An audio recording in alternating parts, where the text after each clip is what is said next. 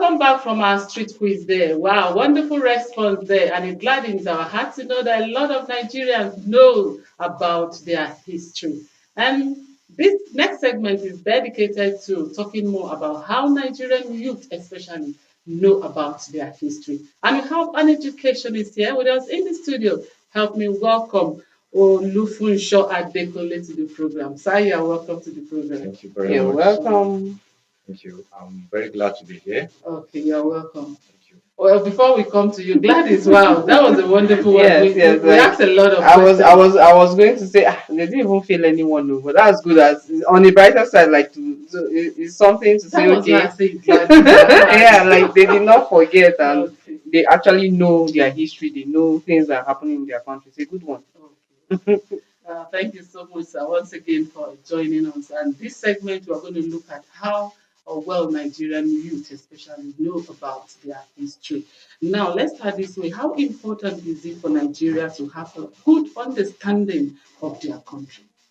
Well, to start with, I think there is an adage that says if you don't know where you are going, you should know where you are coming from. So the history of Nigeria is so important because knowing the history about the country called Nigeria actually helps to unite the country. It helps to form a kind of bond among different diverse ethnic groups among us. And then also the older generation is another way of having a nostalgia kind of feeling about what actually happened in the past. For the youths and the young ones, it's actually a way of knowing about their history and how to move forward, trying to learn from the past mistakes of the great leaders and how not to repeat the same mistakes.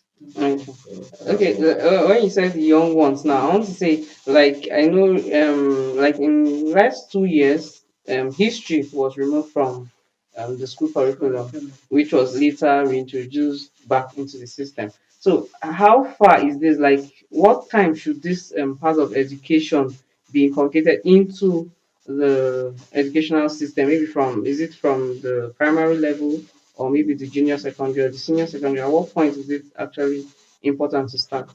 thank you for that question. I think the previous government actually made a mistake by expunging history from the Nigerian education curriculum. And we thank God that they've returned it back to the curriculum. And it's actually a mistake that was done by them. How we are going to learn more about Nigerian history is nothing other than injecting or infusing the history language, history as a subject into the Nigerian curriculum. And going by your question as to how the young ones can learn better or more about Nigerian history, the subject history can be infused in the secondary school from GSS 1 Okay. to SS3. For the lower cadre, the elementary school, Yes. we could have subjects like civic education Okay. be introduced into that. We could also have subjects like current affairs. It could be a standalone or an aspect of civic education that could also be infused into the elementary school curriculum or syllabus, as the case may be. For those in the university or tertiary institution, uh, they could also make it a kind of compulsory for the 100 level students or those who are just coming into the tertiary institution to take a core subject in history. Okay. It could be Like in form of general studies. yes, like Okay. general studies, Okay. where all of them will have at least a kind of knowledge about the history of their country. Talking about knowing more about our history now, like you say that for the elementary level, yeah, we have a civic education, and when it gets to secondary school, it must be compulsory because it's very, very important. Now, this one is now taking me to the next question. What are some of the historical events that Nigerians should be familiar with? Okay, thank you. Before I continue along that line of thoughts, I also want to inject at this point, aside from civic education, social study is also Okay, yeah, one very of the important. aspects that should be looked into. majorly in the elementary schools and also probably the nursery section of the school. Now, for the iconic events in the country and how one could actually allow the kids to know them more.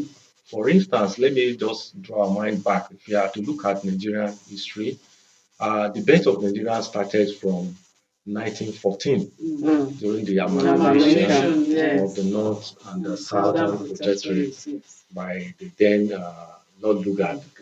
When that was done, that was the beginning of the country called Nigeria. If you have to go back history, 1960 is another iconic year, which is a history-making event that happened then when Nigeria got our independence. What is actually making us celebrate? If you have to look at, if you have to calculate, it's about 63 years. And if you have to go back 3 years later, we became a republic. These are iconic events that should be remembered in all schools among the youth and all that. Then I think after that we have the Civil War, which is actually a dent in Nigerian history. It started from 1967, lasted for 3 years, ended 1969. And after that, if we are to go back in history, we remember Festac 1977. Actually, that event is actually a landmark event in Africa as a whole, where we have the assemblage of traditional heads from virtually every part of Africa coming to bet in Nigeria and all that. After which we have the Second Republic, that is 1979, 78, 79 during the Shagari government. And then if you have to go along that line, we have a lot of historical events that we could also speak about before the advent of the military incursion into Nigerian space from 1983 to 1999, thereabouts. So we have a lot to talk about and how we could encourage the youth, particularly the Gen Z.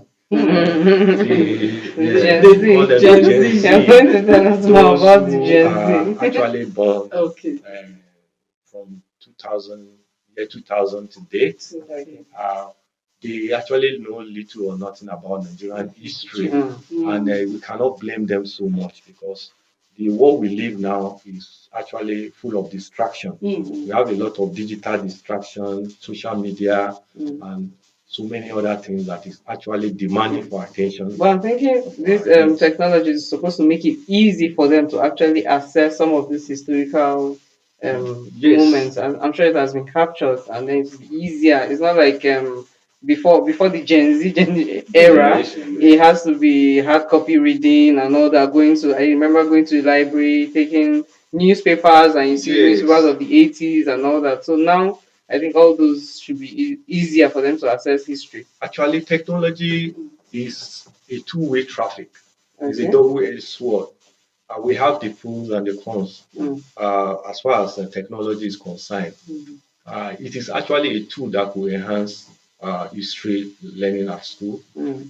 For instance, like you rightly mentioned, in those days we normally go to the library and we make use of the hard copies in the library. Now kids could just go to what we refer to as a learning resource center, where they access e-library information at the fingertips using their tabs and all that.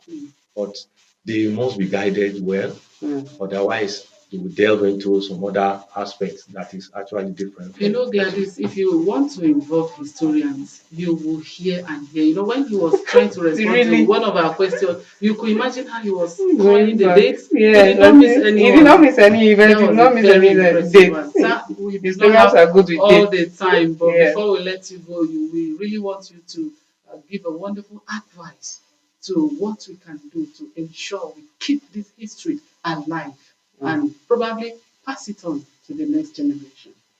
What we can do is actually so much we can do. But the little that I could say here is that it is actually the responsibility of everyone, both the parents, the teachers, the school, the policymakers. We have to work on the same page, trying to infuse history, knowledge of history into the curriculum. Okay. And one of the best way of doing that is to create a kind of a competition or a debate competition among youth, and a prize tag could be introduced Mm.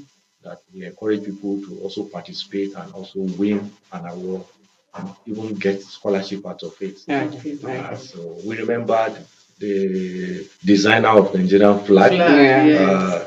Uh, uh, he just passed away not quite long, Akikome. We remember the one that composed the national anthem, Ben Odiazi, and among so many other people who are actually late. So the government could also help by trying to immortalize the memory of these ones so that the youth could also learn and pick it from there. Wow. Wow. Thank you so Thank much for you coming so on the much. program. Like you have said so much, So and I'm much. sure so many people have learned. Yes. In fact, I am myself, I'm really impressed because these dates you've been calling like just there and all that. So I believe what you said now. So many people are going to look into it and make sure this history that is actually kept for next generation. So thank you for coming on the program, sir. Thank We you do very much. appreciate Yeah. it, Thank sir. you. So we've been speaking with Olufunsho Adekunle. He is an educationist and he has told us a whole lot the reason why history should be kept to actually make the next generation know what Nigeria is actually about. We'll go on a short break and after that the program continues.